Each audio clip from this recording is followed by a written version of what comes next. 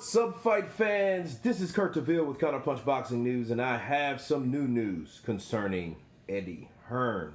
Eddie Hearn hopes that the entire world will apply massive pressure on the winner of Deontay Wilder versus Tyson Fury to rematch on February 22nd to face Anthony Joshua later this year, as long as he beats Kubrat Pulev. Okay, you know,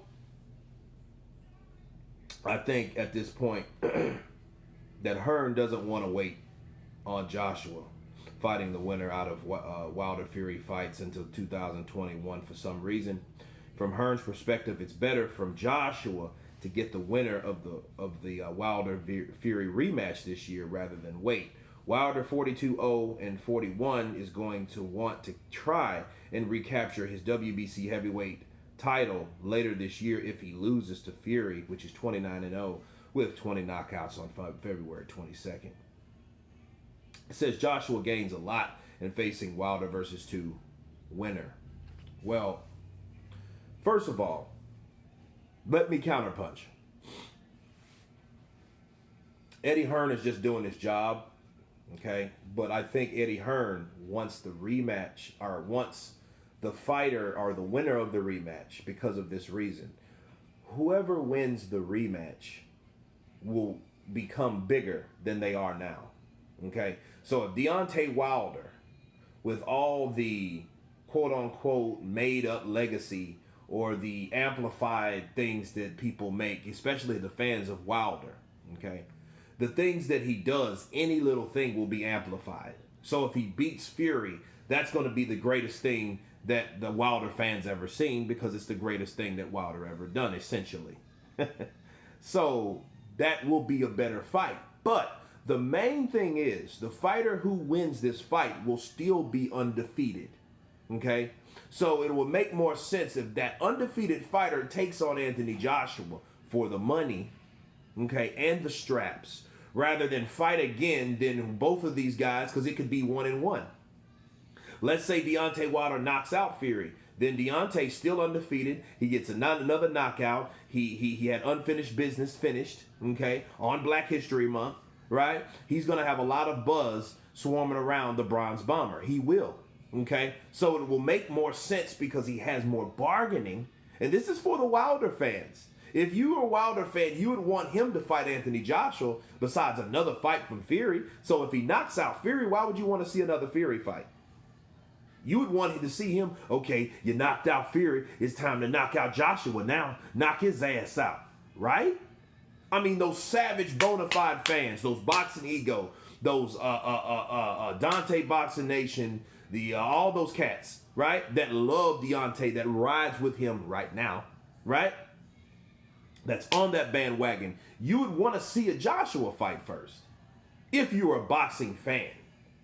Because I think a lot of people that are Wilder fans are not necessarily boxing fans, and they're in it for another reason. It's not for the love of the sport, it's for the love of something else. Okay?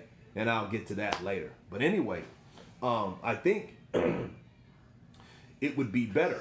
Okay, let's say Tyson Fury wins. Tyson Fury does now, with his extraordinary ego and how he looks at himself as the lineal champ. Now he has the WBC along with the lineal champ, right? Status. Still undefeated. He's going to ask for 50-50, right? He's going to want it, you know, wherever the money is, because, you know, look, money talks. He knows that money talks because he been in Saudi Arabia and he just made $15 million for pretty much an appearance on WWF. So he knows more than anything else. So if it ends up happening in Saudi Arabia, yeah, for the UK fans, for morality, it would be kind of rather shitty. However, the money will be there. Because if Tyson Fury is able to, let's say he's able to stop Deontay Wilder, they're going to see if he will be able to do that with Anthony Joshua. They're going to say, well, if Andy Ruiz can stop Joshua, surely Tyson Fury can stop Joshua because he stopped Deontay Wilder, right? You know how the triangle theories work. Right?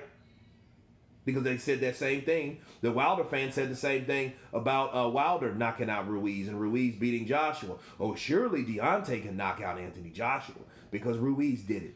Right? So, that's going to be the narrative if he wins. So it looks good. So Eddie Hearn knows that the best time to make this fight is after whoever wins, to fight the winner, because the winner will be that person that could go for all the marbles.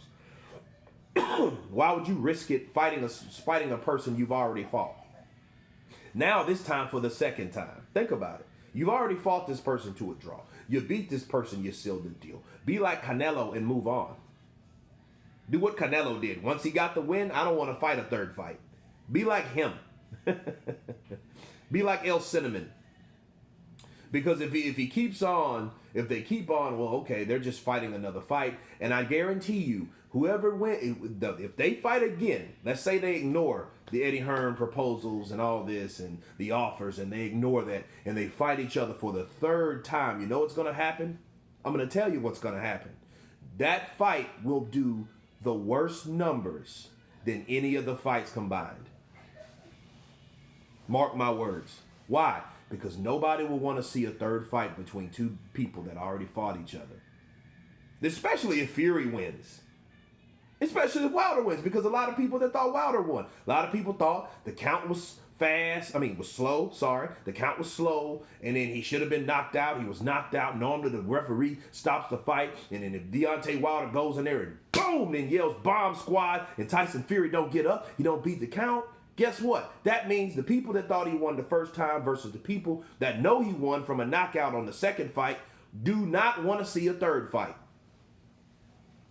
They wouldn't. Why?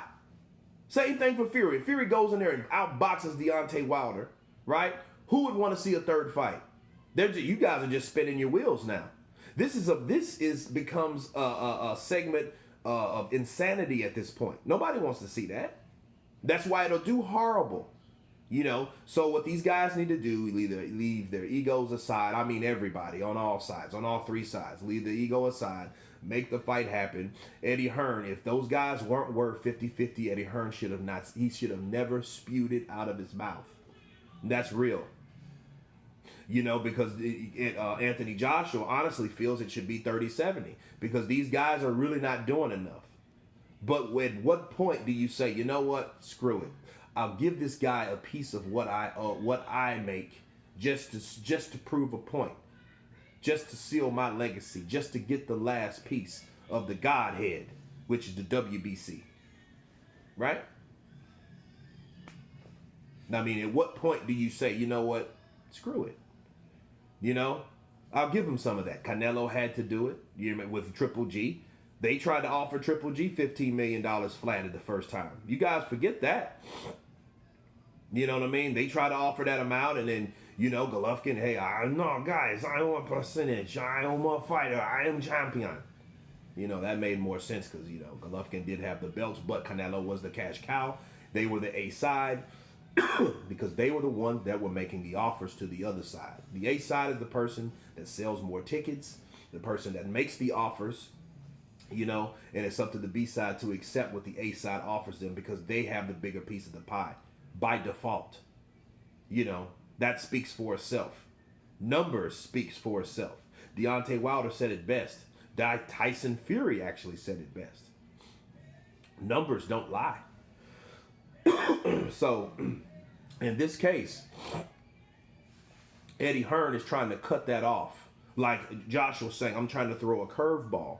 And they're trying to cut that off because they know by the third fight also, if these guys fight 3 times, think about it. They fight 3 times. That fight does garbage. And the interest in Joshua fighting any of those guys at that point really wouldn't do good unless one guy is just dominant, right? But by that time, the numbers will be low. And then what will happen, Team Hearn, Team Joshua will be once again reluctant to pay these guys or to give these guys 50-50 when they only did 150,000 pay-per-view buys on their last fight together. Especially if by the third fight, the other person wins. You know what I'm saying? Then it won't be as big. Then will people really want, okay, these guys are too busy dancing with each other, grab ass, and so, Josh was still making, 50, 60, $70 million a fight. He's bringing in all the money.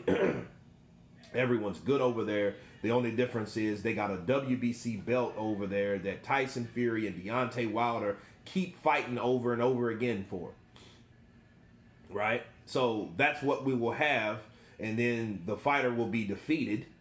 And then that undefeated record won't mean as much. Undefeated records do mean something. They mean something. They don't mean everything, but they mean something. It's a bargaining tool. And without that bargaining tool with these fighters, they can't really ask for that much. So if Eddie Hearn, again, they decided to renege on their 50-50 split, like, no, Wilder's been beat by Fury. Then Wilder wanted the rematch against Fury. Then they fight, and then Deontay wins a decision. That fight really wouldn't mean much more than that. After that, yeah, he gets his belt back, right? But his numbers are still piss poor. The significance around Deontay Wilder people right now is he's knocking everybody out, right? He's knocking them out. He's either knocking them down or knocking them out. If he gets to a point where he's not able to do that, what happens?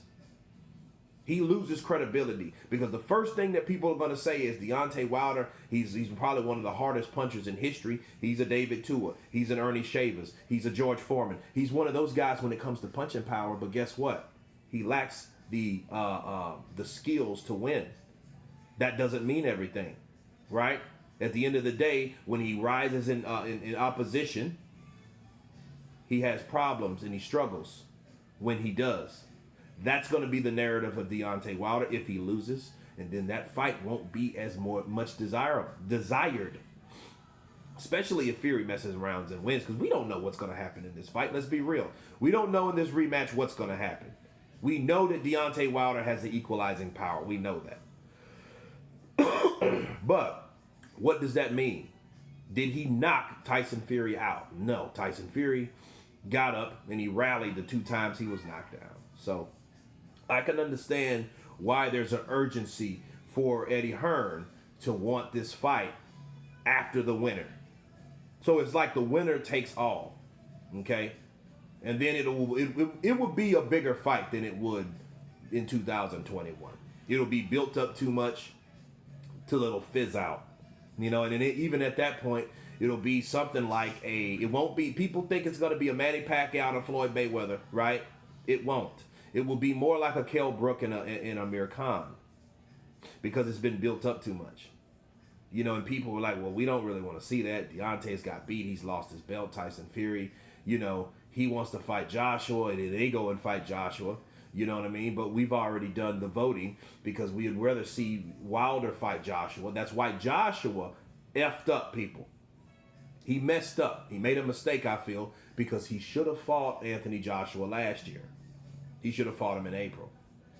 He should have fought December 7th. Tyson Fury got the draw, then fought Anthony Joshua in Wembley Stadium for undisputed.